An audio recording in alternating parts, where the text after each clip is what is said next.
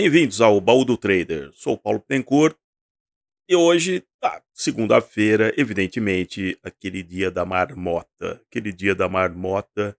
Por isso que eu trouxe Taurino e Ursiano para estar conosco aqui, porque foi aquele dia realmente, se vocês acompanharem, olha lá, aquela coisinha, ele beliscou para baixo num certo momento no dia, e aí tentou voltar um esforço para tentar pelo menos fechar acima ali dos 120 mil pontos. Essa vai ser a briga, pessoal. Essa vai ser a briga. Manter agora virou um suporte, né? Os 120 mil pontos. Né? E nós temos poucos pregões até o final do ano. E a pauta econômica é que vai preponderar nas notícias que nós veremos, porque tem a lei de diretrizes orçamentárias, tem a própria votação do orçamento, tem os contingenciamentos que terão que ser feitos ainda aqui em novembro e dezembro, né. Então o governo vai ter que cortar mais coisas para fechar, porque o orçamento desse ano foi definido no ano passado, certo? Foi foi definido no ano passado, então ele tem que seguir o orçamento que foi criado no ano passado. E para 2024, por isso que ele está com esse esforço de criar um rombo maior. Quando eh, nós pararmos com esse eufemismo de ficar, não, não, porque o déficit primário é meio, não é 0,7, não, pode ser meio, pode ser 0,8 e tal, nós vamos ter que quantificar quantos bilhões de reais a mais o governo terá que emitir de dívida pública para nem conseguir equilibrar as receitas. Então, ele está num cheque especial e ele consegue outro banco que dá a ele um outro cheque especial para ele gastar mais. Essa é a situação do Brasil em 2024. E aí eu, aproveitando então que é o dia da marmota, aquela coisa chata, eu fui buscar no baú algumas coisas que eu estava vasculhando. Olha o que eu achei aqui, ó. Ó, ó que bonitinho, que bonitinho. Olha aí. Sabe de quanto é essa revista da Reuters aqui? Olha aí as figuras que sempre aparecem aqui nas figurinhas e tal. Exatamente de setembro, a revista era bimestral, então é setembro, outubro de 2003. 2003. E eu relendo essa revista, eu ainda vou fazer outros vídeos. A matéria de capa é sobre a briga com relação a à ONU interagindo com relação às tarifas, os acordos tarifários entre os países.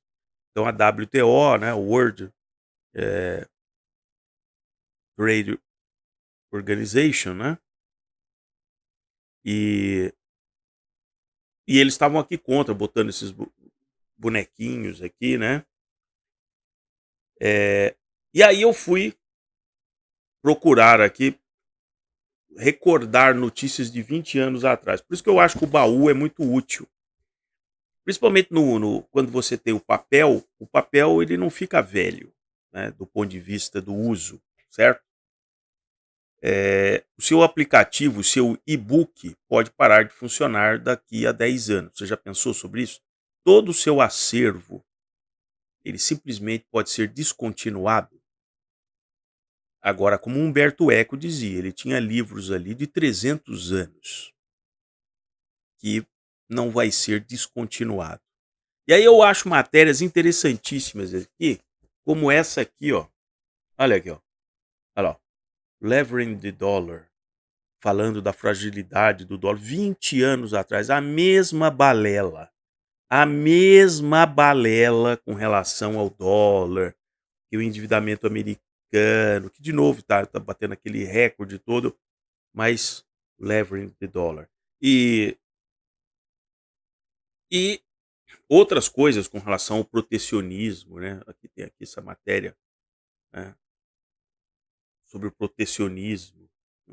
Não, nunca tivemos tanto protecionismo, né? Porque aquele tal de globalization acabou, né?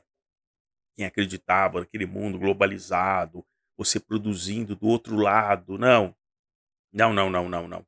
Não, isso realmente, principalmente depois da guerra na Ucrânia, isso acabou, né.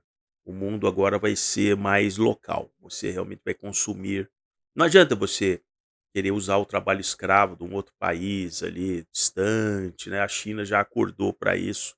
Crescimento de 10% para quê? A China percebeu, né, pra fazer a festa daqueles que depois vão realmente se voltar contra a própria China. Então eu diria que a China crescendo entre 4 a 5% por ano, para ela tá bom, para ela tá bom. Se ela fomentar o mercado interno dela, que é o que a China vai fazer, né, cada vez mais se voltar para o mercado interno chinês, né. Pois bem, então o mercado, como eu disse para vocês, hoje, dia da marmota, vocês perceberam,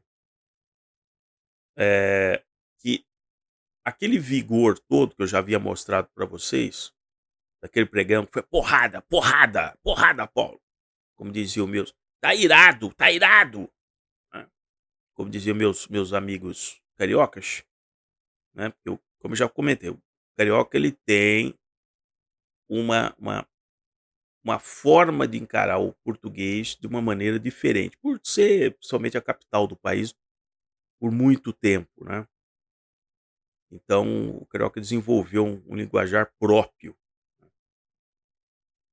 e que, sem que você muitas vezes perceba, você usa essas palavras, mas que se você for pesquisar, de fato, vem do Rio de Janeiro, né. Pela própria expressão cultural que o Rio sempre teve em relação a todo o Brasil. O mercado financeiro é um exemplo, né. Os talentos que o Rio de Janeiro produziu, não é que eu estou aqui defendendo, não vou abrir uma escola para dar curso, né, de karaokês e tal, não é isso que eu estou falando para vocês, mas é inegável os talentos que foram formados, isso eu estou dizendo há 70 anos, pelo menos 70 anos, você tem economistas de estofo no Rio de Janeiro, né. Então, exatamente porque é um caldo de cultura, né. Infelizmente, com a degradação econômica do Rio e a perda de cérebros que o Rio teve, se a gente analisar nos últimos, então, principalmente nos últimos 20 anos, quando você tinha ali um governador que dizia: "Não pode subir morro", e agora você tem um ministro também do STF que diz: "Não pode subir morro, polícia não pode subir morro", então, infelizmente o Rio de Janeiro vai se tornar um narco-estado, né. É, aliás, né, quando até a gente tem aí o dinossauro, né, na pasta do dinossauro recebendo ali pessoas aí do Comando Vermelho, que vocês encontram na mídia, né. Mas eu tô colocando isso porque, tudo isso vai ter preço até o final do ano, a pauta econômica. Vocês perceberam que eles vão fatiar, olha que termo bonito, fatiar a a reforma tributária, né. Lá na Câmara, agora voltou para a Câmara, eles vão fatiar. Isso significa o seguinte: aquilo que é, no ditado popular, galinha morta, eles vão simplesmente chancelar. Mas aqueles assuntos desagradáveis, aqueles assuntos que ainda tem todos os lobbies tentando puxar, como diria também dentro da sabedoria carioca, quando a farinha é pouca, meu pirão primeiro, tá certo? Então, ainda vai haver esse fatiamento e vão jogar tudo isso para 2024.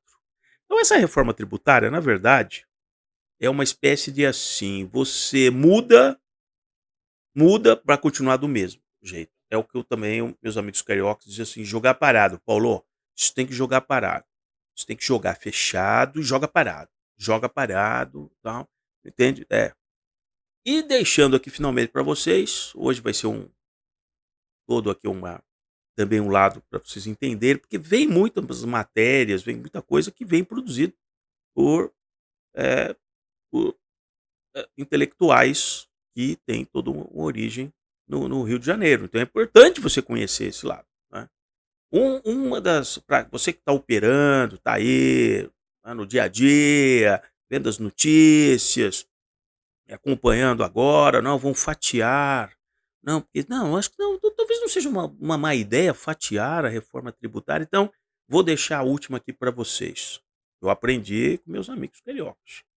Paulo, eles diziam: "Quem abaixa muito mostra a bunda", tá certo?